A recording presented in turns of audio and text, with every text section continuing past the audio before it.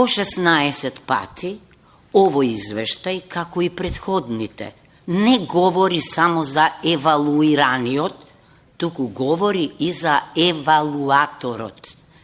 Ако има оценка или надпревар за политичка спремност, тогаш ние ќе бидеме шампиони во спроведувањето. Резултатите ги гледаме.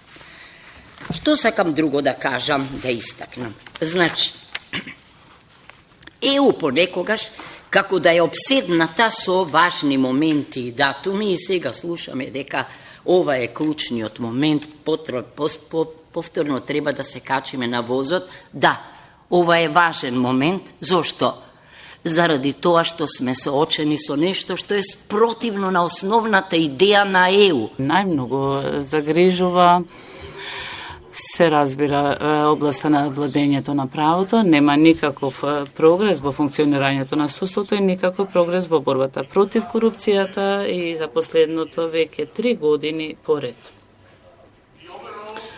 Вкупната независност и финансиската независност на судството е подкопена од мешањето на други државни гранки. За жал, тоа исто така ги вклучува и обидите и на парламентите да вршат притисок врз членови на судството да дадат оставка. Висок представник на земја членка на Европската унија бил прилично јасен во неговото излагање дека во моментот во Европската унија не постои консензус за нови полноправни членки и дека е време да се почне да се размислува за некое меѓурешение кое што би значило повеќе интеграција, но без полноправно членство.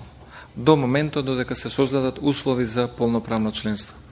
И затоа она што ние го бараме од Европската унија, и тука не ја спорам волјата на Европската комисија, таа секогаш била искрен партнер.